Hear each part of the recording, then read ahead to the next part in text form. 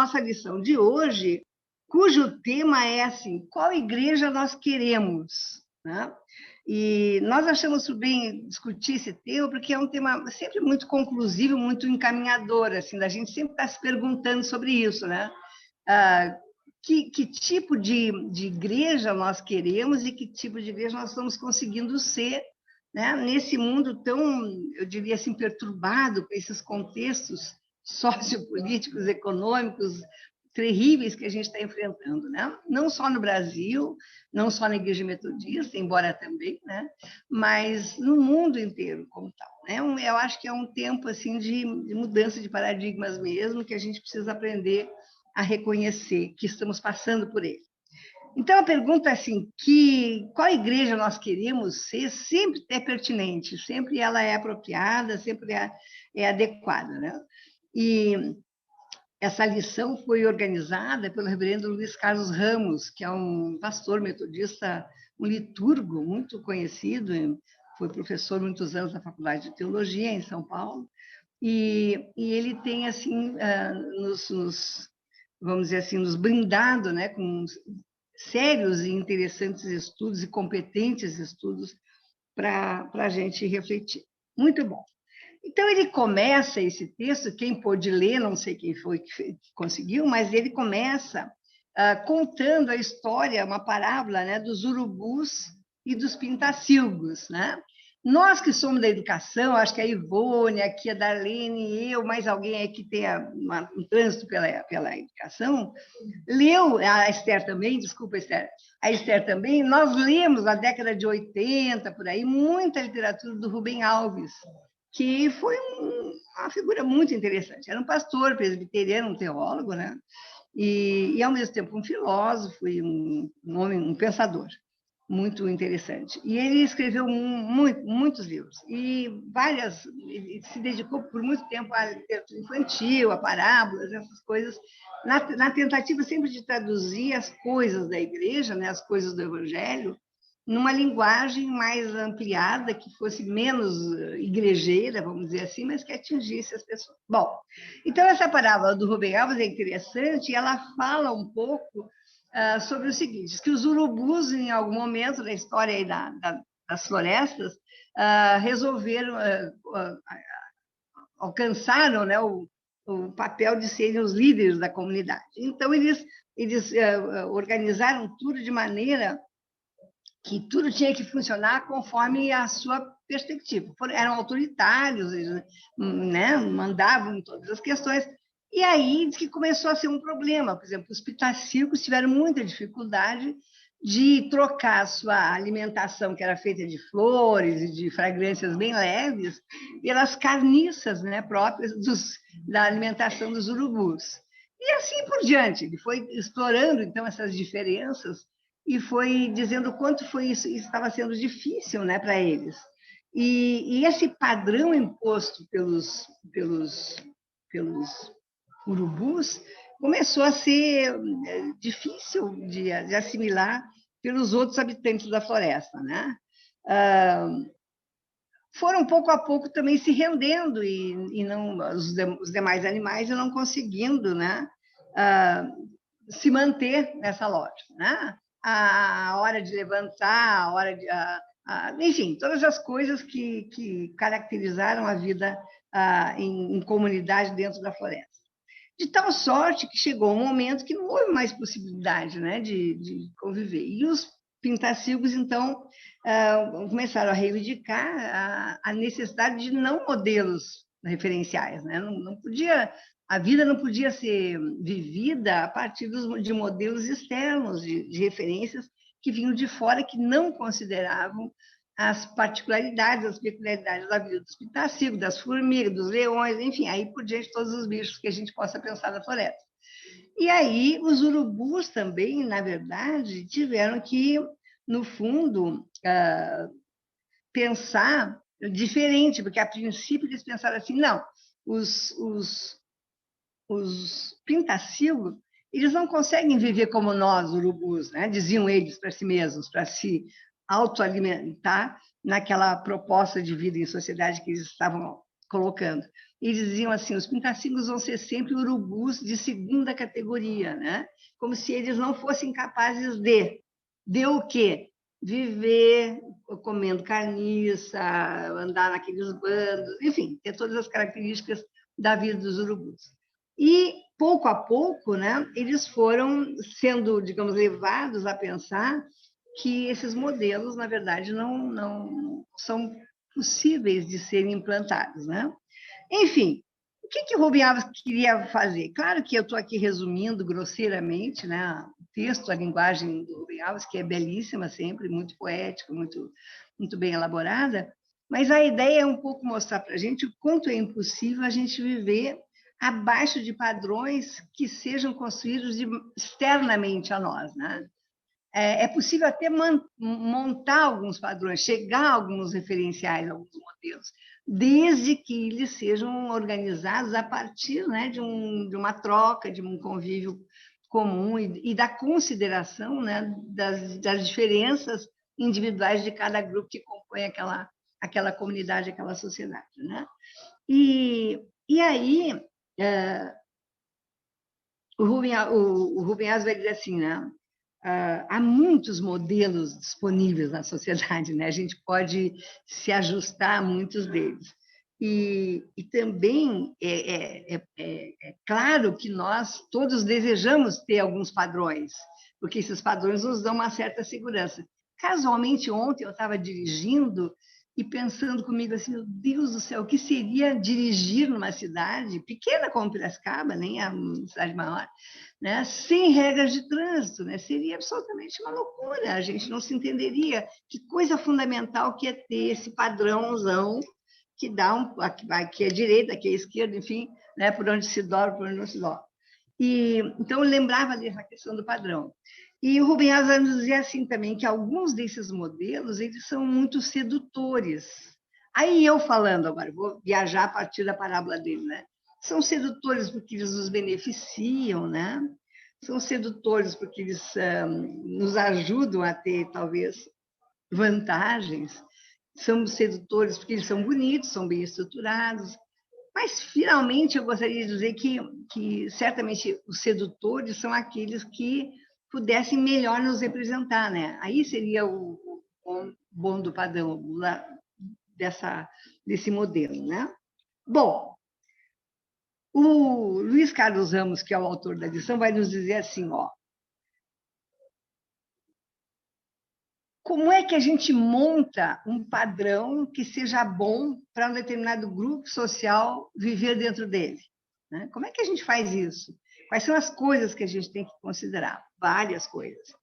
E ele vai dizer assim, nós metodistas, aí o Luiz Carlos, autor da lição, falando, nós metodistas temos dois grandes referenciais. Nós nos alicerçamos como cristãos metodistas em dois grandes referenciais.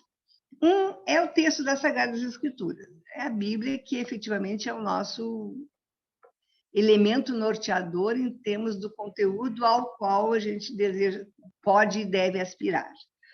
E o segundo é o testemunho dos primeiros cristãos, né? Da comunidade cristã primitiva, que já foi enfrentando a vida em sociedade com novos padrões, com novas orientações, um novo modelo, e o quanto que isso foi sendo difícil no seu enfrentamento naquele tempo e também hoje, por conta de que a gente vive como cristãos metodistas dentro de uma sociedade que nem é cristã e nem é necessariamente metodista, né?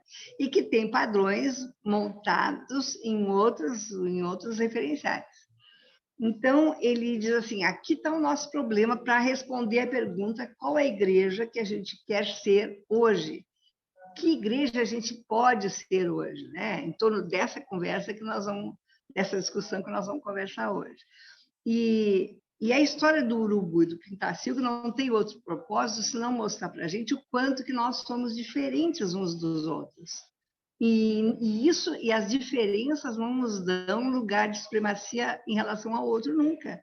As nossas necessidades são diferentes, as nossas características, o nosso jeito de ver o mundo, a nossa forma de contribuir, a nossa forma de nos colocar na sociedade são diferentes. mas todos nós somos tão importantes quanto uns e outros, né? Então, ele diz, ó, veja como é difícil, num processo de comunidade, a gente atender a tudo isso. É o caso da igreja hoje, né? A gente assistiu o culto hoje. Então, assim, então vamos pensar, lindas vozes, o conjunto apresentado, tudo maravilhoso. Se a gente vai examinar, por exemplo, a letra dos hinos, não é? A gente dá uma brecada, porque daí, em alguns momentos, essas letras de hinos são de um fundamentalismo religioso que está muito aquém daquilo que a gente hoje pensa ou deseja. Bom, mas as músicas são os hinos da igreja, as pessoas gostam, alguns gostam mais, outros gostam menos. Enfim, não tem como tirar isso. Tem sim que fazer o quê? Contrapor, colocar uma outra música, também traga uma outra poesia, um outro verso e assim por diante. A vida comunitária é sempre muito complicada, é sempre muito difícil por causa das diferenças que ela encerra. Então, aí não tem como escapar, né? Ou a gente separa assim, João, Pedro, Paulo, Maria, Francisca, e as pessoas não conversam mais. Não, elas têm que conversar, têm que conviver e têm que sobreviver às diferenças, que esse é o grande desafio. Esse desafio está na família, esse desafio está no grupo de amigos, está no grupo profissional, está na comunidade da igreja, em todos os lugares, né? Em todos os lugares, está aí, né? Quantos amigos, por exemplo, hoje nós temos queridos amigos, queridos parentes, filho, pai, irmão, tio, primo, né? Em que, quando a gente coteja as questões político-partidárias, por exemplo, a coisa vai para um outro lugar, não é? Então, que difícil que é isso. E, no entanto, daqui a pouco passa todo o processo de eleição e tal, e as coisas vão se acomodando, seja lá quem for o responsável por isso, né? A Daline quer falar, fazer uma fala, e eu acho que vocês não vão ouvir, eu vou ouvi-la e traduzo para vocês, tá? E quer dizer, digo de novo. Só queria dizer que o fato é que essas diferenças, elas aparecem muito gritantes no determinado momento, mas quando surge uma questão, por exemplo, as divisões que a gente está vivendo de família, política, né? Aí um fica doente, acabou tudo. Um fica doente, acabou a divisão. É. Todo mundo vai se junta. Legal. Então, às vezes, um tema muda tudo. Exatamente. Anota para mim. Então, eu vou dizer o que a Daline disse. A Daline disse assim, ó, que é interessante como os ânimos ficam até acirrados, as diferenças ficam muito explícitas nesses momentos, assim, como o que a gente está vivendo hoje, mas que mesmo num momento assim, se aparece um problema que reúne a família, por exemplo, né? que é um problema que atinge a todos na família, todo mundo converge, todo mundo se ajuda, todo mundo se aproxima. Então, assim, essas diferenças, às vezes, elas são mais exteriores e mais simples do que a gente pode supor, né? Então, assim, só para a gente não pensar que essas divisões podem nos afastar em definitivo, não. Até porque a vida muda muito, os contextos mudam, os cenários mudam, e daí, de repente, a gente vai também aproximando mais dessas discussões. Bom, então, assim, mas o Luiz Carlos, ele nos ajuda, o autor, né? Porque diz, bom, no meio desse enrosco todo que a gente fica nessas diferenças, como é que a gente acha um rumo, então? Então, dentro da perspectiva da Igreja Metodista, no caso que ele está comentando aqui, é a gente se voltar para a Sagrada Escritura mesmo tentar se abastecer em como é mesmo que os nossos ancestrais lá na Igreja Cristã Primitiva fizeram, o que eles fizeram com isso, né? E aí que ele diz assim para nós, né? Para responder essa pergunta, é fundamental que a gente se volte para o texto bíblico e procure identificar uma igreja, por exemplo, que estivesse enfrentando essa pergunta, né, de como é que a gente tem que ser comunidade cristã primitiva, a igreja cristã, né, dentro daquela sociedade que eles viviam, que não era menos ou mais ruim do que a que nós vivemos. Tinha poderes, tinha interesses, tinha corrupção, tinha dificuldades, tinha abusos, enfim, todas as diferenças de classe, tudo isso estava lá, né? Então, como é que a gente faz? Então, ele diz, olha, é preciso que a gente vá para o texto bíblico e tente identificar algum desses grupos primitivos, né? Para a gente observar, olhar para eles, ver o que eles fizeram diante das diferenças. E aí, então, a gente pensa, bom, trazendo para cá, como é que a gente pode planejar, como é que a gente pode organizar a igreja que a gente deseja o mais próximo possível daquilo que é o propósito de Deus para nós, né? E aí o texto bíblico que ele vai selecionar, que eu queria convidar vocês para localizarem aí, é o texto de Atos 17, de 1 a 15. É um texto até bem conhecido, né? Ele vai trabalhar Atos 17, de 1 a 15. Aqui o pessoal já localizou, Luciana. Eu não sei se tu vai lançar aí na tela para o pessoal de casa ou se cada um vai procurar. O importante é que a gente ou acompanhe a leitura ou ouça bem a leitura, né? Eu vou ler aqui na minha Bíblia, na verdade, porque é a melhor maneira de fazer chegar para todos, e aí cada um acompanha ou na tela ou na sua Bíblia. O que é importante a gente saber antes de fazer a leitura? Primeiro, que esse texto ele relata uma situação ocorrida numa comunidade cristã, aliás, em duas, que é a igreja de Tessalônica e a igreja de Bereia, né? No contexto do início, da primeira parte da segunda viagem missionária de Paulo. Paulo faz 3 grandes viagens missionárias. Pena que eu não tenho o mapinha aqui, hoje, mais do que nunca, não daria.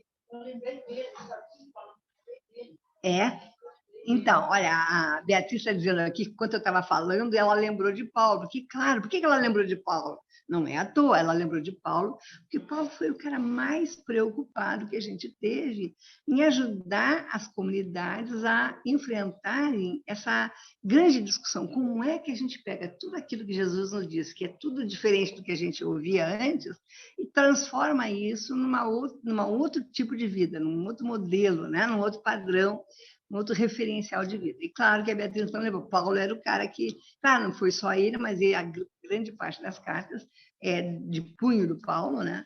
E retrata a sua preocupação. Então, o que a gente precisa entender? Que na segunda viagem missionária, né, a gente vai encontrar Paulo visitando essas 2 igrejas. Se vocês que estão com a Bíblia aberta aí olharem o capítulo 16, só para a gente se situar um pouquinho, vai dizer assim, naquelas divisóriazinhas que tem, né, subdivisões.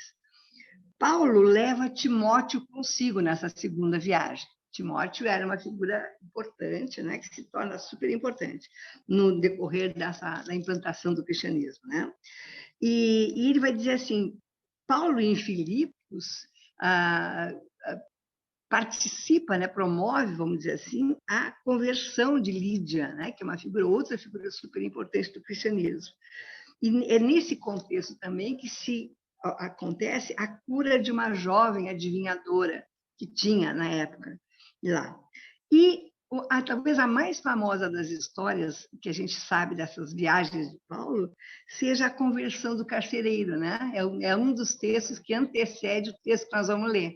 Então, é esse o contexto de Paulo. Paulo está andando, visitando as comunidades, pregando ao ar livre, e acaba que foi preso, né? E aí tem a história do carcereiro lá, que é muito bonita, muito interessante. Nós não vamos poder nos dedicar a isso, mas falando assim, muitos de nós provavelmente lembraremos, né? Senão vale a pena depois, fora da aula, a gente ler esse texto, que é muito bonito. E, por último, antes de começar o capítulo 17, aparece, então, Paulo e Silas sendo livres da prisão, por causa desse carcereiro que se converte. Então, é muito bonita a história. Bom, esse é o nosso contexto. E aí que nós vamos ler, então, o capítulo 17 até o versículo 15. Deixa eu ver se é o 15 mesmo. Né? Do 1 ao 15, tá? Então, vou ler aqui em voz alta, vocês acompanham aí, para a gente poder depois conversar sobre isso. Bom, tendo passado por Anfípolis, a Polônia, chegaram a Tessalônica, onde havia uma sinagoga de judeus. Paulo, segundo o seu costume, foi procurá-los e por 3 sábados arrazoou com eles acerca das Escrituras. 3 sábados significa quase um mês, né? Ele ficou lá um mês conversando, eu me dei conta disso. 3 sábados são 3 semanas. Bom, e a expor, demonstrando ter sido necessário que o Cristo padecesse e ressurgisse dentre os mortos, e que este é o Cristo Jesus que eu vos anuncio. Alguns deles foram persuadidos. Olha, veja que interessante isso. Ele está numa sinagoga judaica. Agora eu vou parando um pouquinho assim, para a gente já ir aproveitando. Ele está numa sinagoga judaica, 3 sábados seguidos ele vai lá e dá uma falada, e conversa e tal. E alguns deles foram persuadidos e unidos a Paulo e Silas, bem como numerosa multidão de gregos piedosos e muitas distintas mulheres. Então, vamos pensar. Resultado desses 3 sábados aí de pregação, de esclarecimento, de pergunta e resposta e tal, de Paulo, né, ele tem um grupo de judeus, ele tem uma multidão generosa, né, de gregos, que eram também grupos, é mais ou menos um espaço assim, de migrações, né, gente? A gente tem que pensar que esse tempo é um tempo como agora, a gente tem os angolanos, tem os quenianos, é assim que era. Então, muitos gregos foram atrás de Paulo e muitas mulheres, né? Muitas mulheres, distintas mulheres, inclusive, diz. Eu imagino, aqui não fiz uma exegese profunda do texto, devo confessar para vocês, mas eu suponho que sejam mulheres de bem social, assim, socialmente bem colocadas, de destaque social, né? Distintas mulheres, deve ter sido isso. Bom, os judeus, porém, movidos de inveja, veja só, então, tem um outro grupo de judeus aqui incomodado, né? Veja, é o padrão novo que está chegando, né? É um novo paradigma. Paulo está dizendo, olha, Jesus veio, morreu pelos nossos pecados. Tudo é a história da salvação. E alguns gregos acompanham, algumas mulheres distintas, alguns judeus. Mas, movidos, então, esse grupo de judeus, de inveja, trazendo consigo alguns homens maus, dentre a malandragem, ajuntando a turba, alvoroçaram a cidade e, assaltando a casa de Jason, procuravam trazê-los para o meio do povo. Porém, não os encontrando, arrastaram a Jason e alguns irmãos perante as autoridades, clamando: e esses que têm transtornado o mundo chegaram também aqui. Veja, Paulo, que é um complicador, chegou. Esses que estão falando coisas diferentes, aos quais Jason hospedou. Então, qual é o problema do Jason, esse que entrou aqui, que a gente nem sabe quem é? É que ele hospedou Paulo e Silas. Todos esses procedem contra os decretos de César, afirmando ser Jesus outro rei. Tanto a multidão como as autoridades ficaram agitadas ao ouvirem essas palavras. Contudo, soltaram a Jason e aos mais, após terem recebido deles a fiança estipulada. Era assim, suposto cometer um suposto crime, então pagou a fiança, a gente, nós parece que estamos ligando a televisão vendo o jornal, né? Então é assim que funciona. Então, veja lá na Bahia esses dias, só para a gente fazer uma paradinha aqui, aqueles 2 empresários que bateram nos jovens funcionários por causa de R$30, que eles desconfiaram que tinha roubado. Bateram, mataram, escreveram 171 na mão dos meninos, assim, tipo tatuagem, uma coisa horrorosa. Bom, e aí foram lá, bom, como não tinha ainda nenhum comprovante, foram soltos mediante fiança. Então, assim, um crime bárbaro e foi. Então, aqui também foram soltos e tal. Bom, logo durante a noite, os irmãos enviaram Paulo e Silas para Bereia, que é outra igreja, perto. Ali chegados, dirigiram-se à sinagoga dos judeus. Ora, estes de Bereia eram mais nobres que os de Tessalônica, pois receberam a palavra com toda avidez, examinando as escrituras todos os dias para ver se as coisas eram de fato assim. Também eles estavam se confrontando pela primeira vez com os novos padrões, os novos modelos. Com isso, muitos deles creram.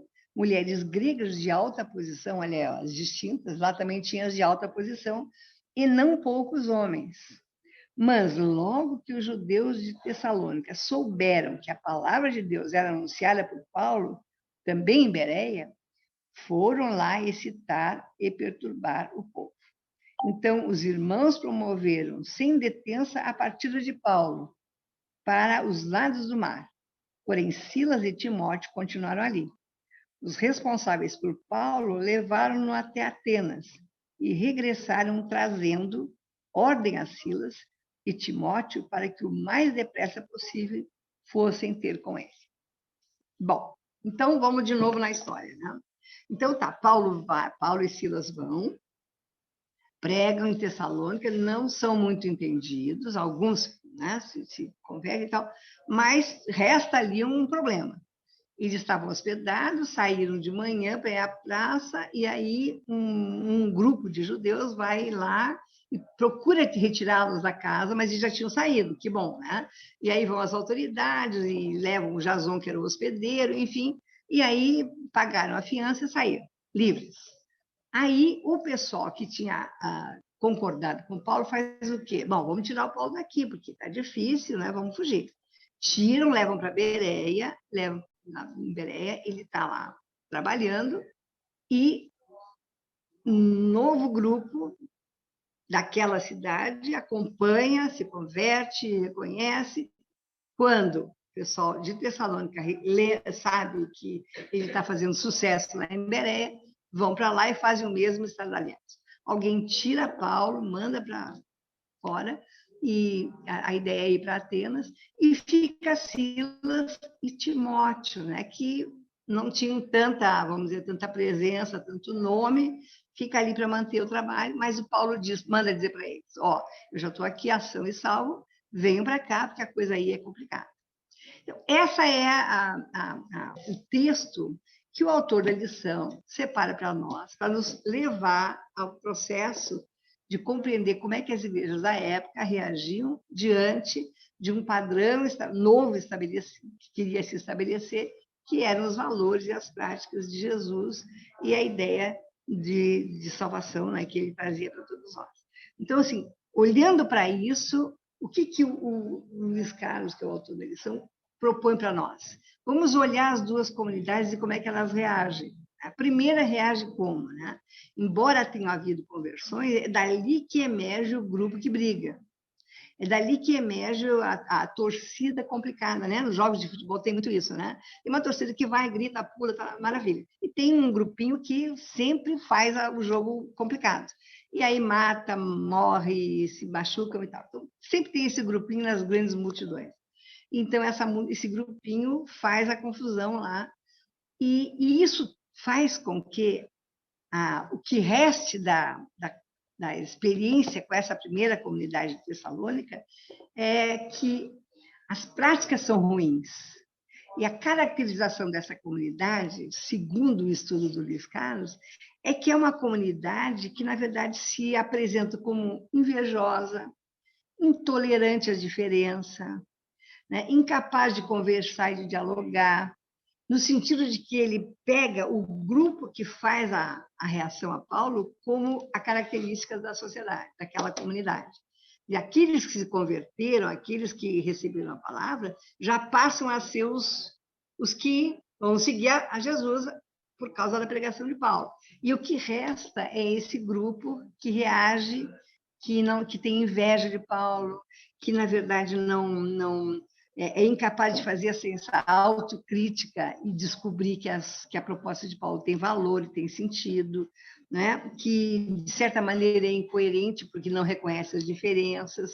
E por aí afora, ele lista na lição, vocês leram, ou se não leram, podem ler depois, um conjunto de características negativas, vamos dizer assim, para esta comunidade. Porque a verdade é que, entre aqueles que aceitaram a Jesus mediante a pregação de Paulo, poderia ter havido a preponderância desse grupo, e não houve.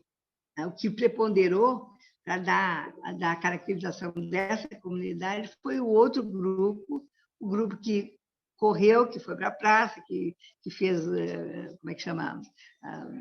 Que denunciou Paulo e que levou Jason, e, enfim, fez a confusão.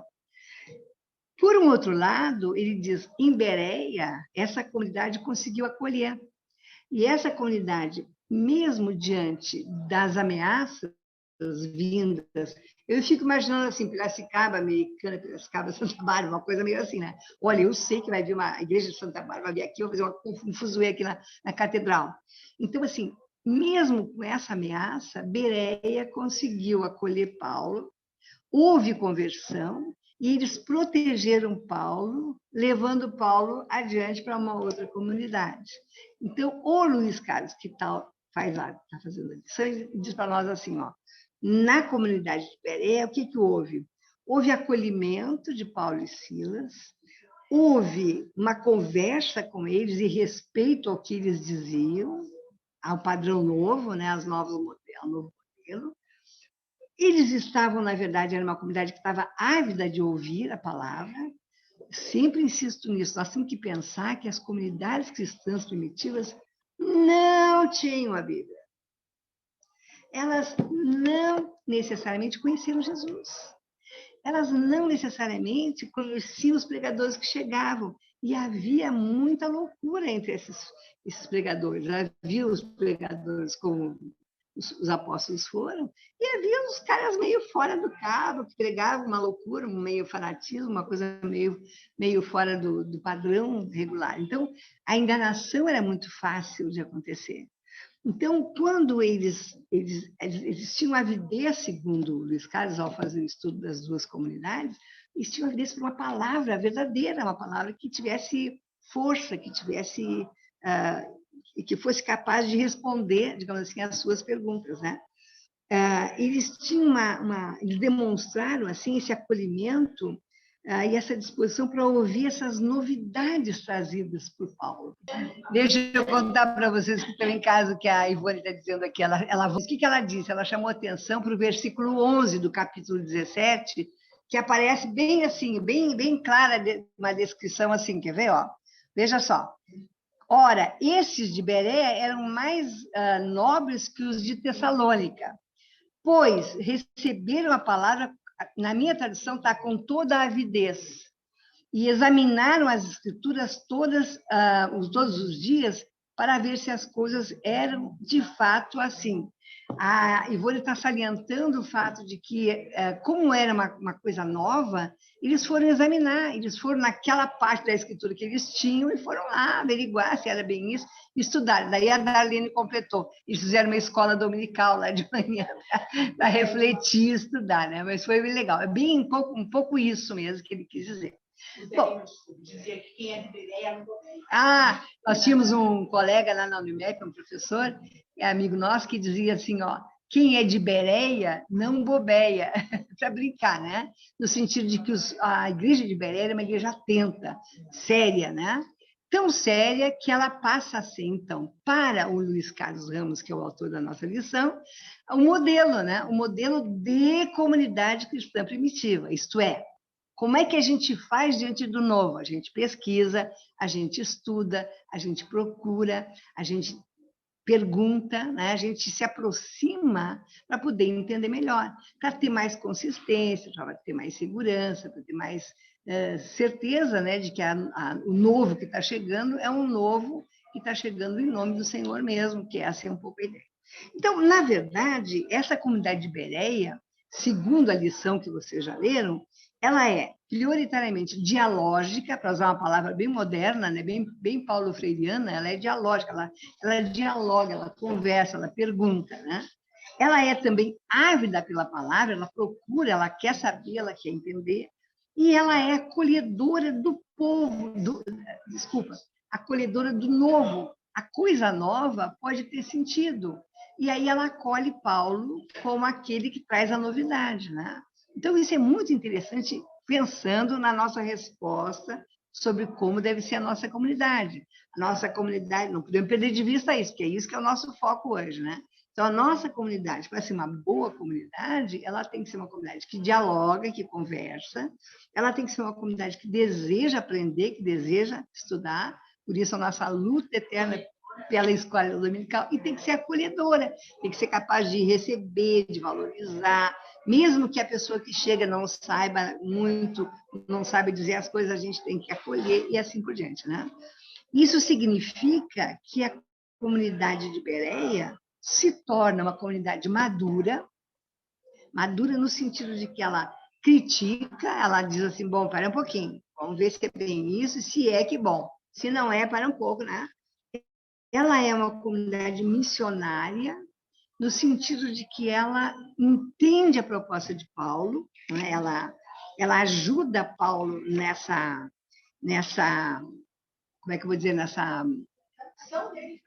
Na função dele, na disseminação, eu queria dizer essa palavra, né? da palavra, no plantar a palavra, né? E é interessante porque o Luiz Carlos diz assim, ó, que ao ser missionária, a Igreja de Bereia ela é duas coisas que são palavrinhas complicadas para nós. Uma, ela é ortodoxa. Bom, o que a gente quer chamar de ortodoxo? Ela é ortodoxa porque ela conhecia a tradição das comunidades cristãs. Era uma comunidade fiel à tradição. Que isso é muito importante, a gente saber, né, que nós temos um fundamento, nós viemos de tal origem, e nós mantemos essas tradições. Por um outro lado, ele diz assim, ó, a comunidade de Bereia também era ortoprática. Eu confesso que eu não tinha ouvido essa palavra ainda, então agora aprendi essa palavra nova com o estudo, não é? Que significa dizer assim, ó, todos viviam nessa comunidade de acordo com aquilo que criam. Ortoprática quer dizer viver a vida de acordo com a crença que tem, ser coerente, vamos dizer assim, com as crenças que tem, né? E tanto que ele diz assim, o Luiz vai dizer assim para nós, a Igreja de Belém era uma igreja coerente e que tinha consequência, no sentido de que a fé dava ancoradouro para a prática. É naquilo que eles criam que eles praticavam. Né? A comunidade era uma comunidade que praticava aquilo no que cria. Isso que é interessante. Né? Bom, ela era uma comunidade organizada, eficiente, articulada. Enfim, daí vem todo um conjunto, né, de características que nos ajudam a montar um modelo de igreja ideal, vamos dizer assim. Né? Ela era habilidosa, ela era ágil. Eu achei muito interessante, a comunidade madura é uma comunidade ágil. Rapidamente eles tiraram Paulo do circuito e mandaram Paulo para lá proteger. Né? Rapidamente eles fizeram isso. Né? E isso é muito interessante. Né? E, ao mesmo tempo, uma comunidade solidária, colhedora, solidária, dialógica. Olha quantas características super interessantes, né?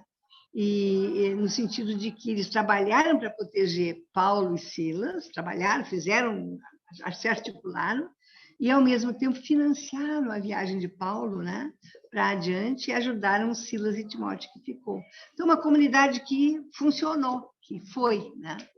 Voltando, então, né? Como é que a gente se vê na nossa comunidade? Como é que a gente vê como comunidade alcançando, né, aquilo que é desejável? Melhor dizendo, talvez. Como é que a gente olha e vê essa comunidade, que é a nossa comunidade, e como é que a gente torna essa comunidade mais próxima daquilo que a gente entende que deve ser uma boa comunidade, uma comunidade ideal, né? Essa é vamos dizer assim, é a pergunta que fica a partir da pergunta feita no começo, né? Porque a primeira pergunta hoje era qual igreja nós queremos? E aí a pergunta é como é que a gente consegue se ver na nossa comunidade e o que a gente precisa projetar nessa comunidade para que ela se torne mais, né, mais ágil. Eu acho que a gente podia bater um papinho rápido agora, assim. Claro que a gente está trabalhando hipoteticamente, né? Mas a gente tem uma prática, a gente tem uma vivência nessa comunidade. A gente sabe que essa comunidade, por exemplo, é ortodoxa. Ela mantém a sua tradição, ela é uma comunidade ortodoxa. Será que ela é uma comunidade acolhedora? Parece que sim, as pessoas gostam. Mas como é que as pessoas não ficam aqui? Não, porque essa igreja tem uma característica muito específica. As pessoas passam por aqui, chegam na cidade, depois elas vão para as igrejas de bairro, para as igrejas menores. Eu sempre digo que a catedral aqui é uma igreja em transição. As pessoas passam por aqui, depois elas vão se alocando em outros lugares. O que não tem nada de mal nisso, é isso mesmo, né? Então, ela é uma comunidade que tem sede de saber? Sim, parece que tem. Bom, e assim por diante. Né? Então, como é que a gente sente a comunidade? É quase que uma autoavaliação que a gente precisa fazer. Mas o mais importante, para meu gosto, é que a gente fosse capaz de localizar o que precisa, né? E daí a gente pode trabalhar em função disso. Vamos lá? Quem quer falar? Eu gosto muito de criticar tudo que acontece na igreja. Eu vou sair ali com o pastor e digo, pastor, cadê a mensagem? Ele, não, mas porque houve um programa assim. Eu disse, pastor, mas isso não substitui. A mensagem é muito importante, a mensagem da igreja. Faz falta. Aí ele, não, tudo bem, Roberto. Aí, quando foi à noite, aí eu tinha falado, ele disse, pois é, Maria, sobre... Eu disse, mas fala então para ela que eu estou realmente questionando a questão da mensagem. Eu acho que a mensagem é muito importante, faz falta, complementa tudo, né? Aí, à noite, ela ligou para mim, falou, nós vamos apresentar. Aí apresentaram tudo, um culto completo. Eu digo, esse culto sim, esse está certo. É desse que eu concordo, é desse que eu gosto. Isso foi alguns meses atrás. Eu falei com ele, porque eu, quando vejo qualquer coisa que não está muito bem, eu vou e falo. Converso que é para a gente ir melhorando, né? Isso aí é muito importante. Você está num lugar onde você se sente bem. Eu quero estar num lugar onde me sinto bem. Então, se eu vejo qualquer coisa estranha, eu já começo a reclamar.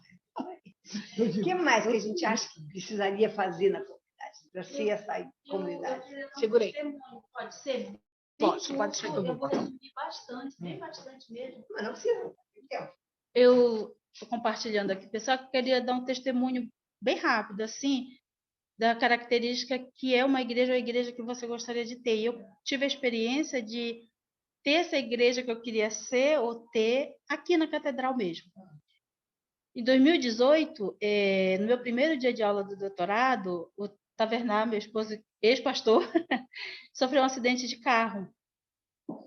E eu estava em aula, passou o dia e ele não voltou no final do dia para me buscar e fui parar no hospital em São Carlos. Eu me vi sozinha numa cidade que eu não conhecia, não sabia nem ir para São Carlos, por isso que ele tinha me levado no primeiro dia. E eu me vi em desespero, e eu tinha, em 2018, fazia 3 anos que eu não vinha na catedral, ou se vim bem esporadicamente. Nasci, cresci na igreja, bem dizer, mas nesse momento eu não estava frequentando a igreja. E eu lembrei da igreja. Eu falei, minha família é a igreja, né? Não tenho família aqui em Piracicaba. E eu cheguei aqui, procurei, eu acho que 3 pessoas, e as 3 pessoas falaram assim, o que você quer da gente? E eu falei, eu quero isso, isso e isso. E essas pessoas se disponibilizaram, cuidaram de mim, da minha família. Não cheguei nem ao pastor. Não cheguei ao pastor, cheguei aos irmãos, porque eu penso que a igreja somos todos nós. A gente precisa de um líder, precisa, mas eu fui nas pessoas que quando eu cheguei, eu vi, eu falei, são essas pessoas. E durante, assim, 12 ou 3 anos, essas pessoas cuidaram da minha família, cuidaram de mim, ajudaram na parte financeira, emocional, espiritual. E eu sempre quis dar esse testemunho, não foi possível ali, eu acho que esse é o momento. Então, a igreja que eu penso que eu queria, eu encontrei aqui, que foi a igreja solidária, a igreja acolhedora, a igreja que não assim soltou minha mão no momento.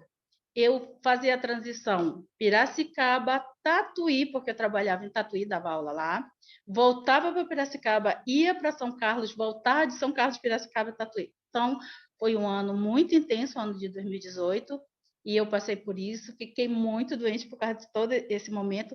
E, para vocês terem ideia, assim, uma coisa muito simples, eu tive irmãs da igreja que lavaram a minha roupa, a roupa da minha família, porque eu não tinha como cuidar da roupa da minha família.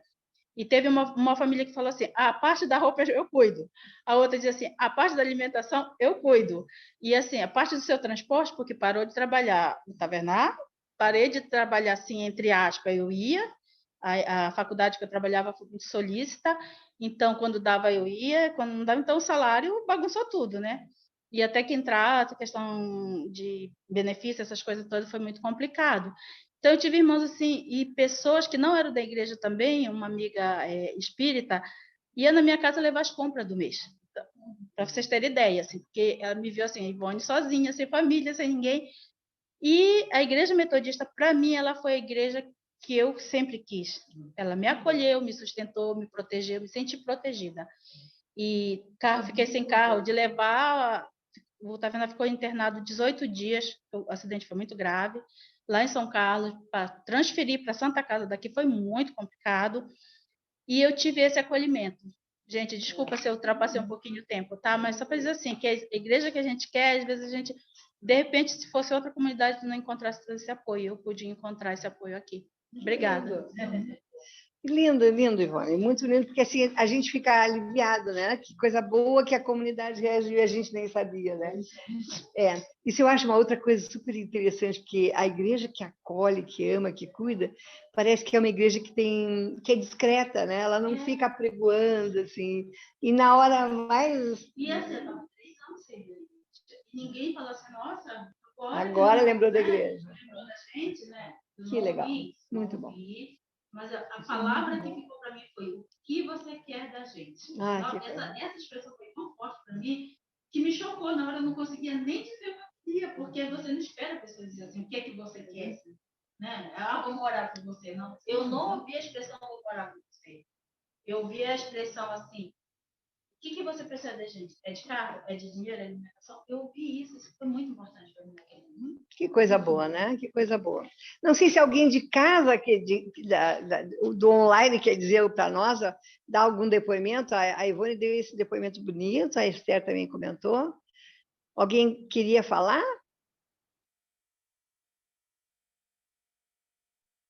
Aí eu não sei, Luciana, como é que a gente faz? Não, por enquanto aqui ninguém se manifestou, Rosa. Eu queria agradecer, porque é sempre muito bom te ouvir, a sua aula é sempre maravilhosa. Faz a gente pensar. Tá bom, Lu. Só um pouquinho que a Daline quer dar também um depoimento e depois a gente então caminha mais para o fechamento mesmo, né? Eu acho que a igreja vive na história da Igreja Metodista, e quando eu estou pensando aqui agora também na nossa história de 141 anos aqui da Catedral, né? A gente passa por momentos assim, de novidades que vão movimentando a vida da gente, né? Eu fico pensando, por exemplo, essa semana que eu precisei ajudar a escrever um texto aqui para o domingo que vem, o que era Piracicaba há 140 anos atrás, não é? Que cidade foi essa que os missionários escolheram para vir? Né? Tinha aí, a gente sempre ouve, né, Prudente Moraes, não sei o que, lá. Tinha um movimento político, tinha 2 jornais que competiam, não é?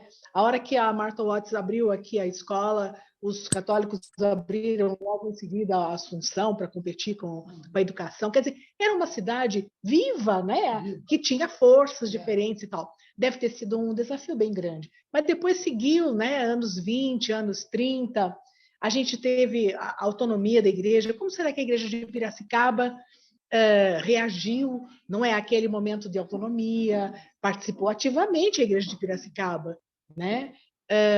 Depois a gente teve aí nos anos 50 outras mudanças. Nos anos 70 a igreja fez uma avaliação sobre o papel dos missionários, aquela autonomia de 30, né, enfrentou outros questionamentos do ponto de vista de proposta missionária, e aí resultou no Vida e Missão dos anos 80, então. Quer dizer, a gente já passou por tantos movimentos e tal, como é que a gente reage a tudo isso? E hoje a gente tem um documento que a gente preza muito, que é a proposta de viver, da igreja viver se organizar em ministérios. E a gente sente falta da organização de mais ministérios ativos na igreja.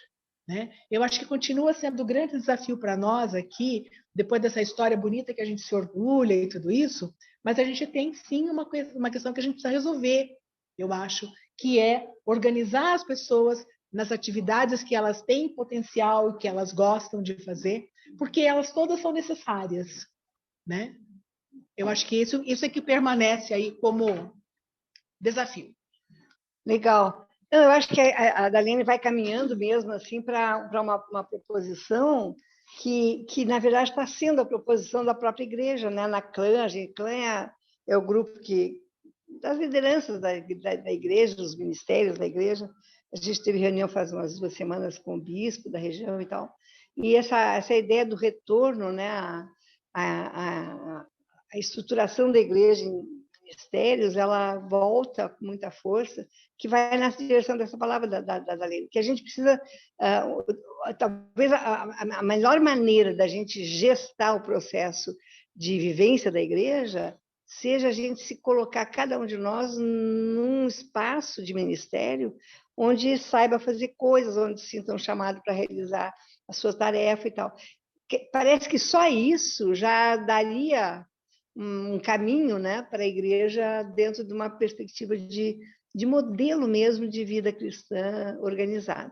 Eu fiquei muito impactada pelo depoimento da Ivone e acho que tem assim muito uma coisa da gente se dar conta de que a igreja madura e a igreja acolhedora é essa igreja que está pronta, né, que responde.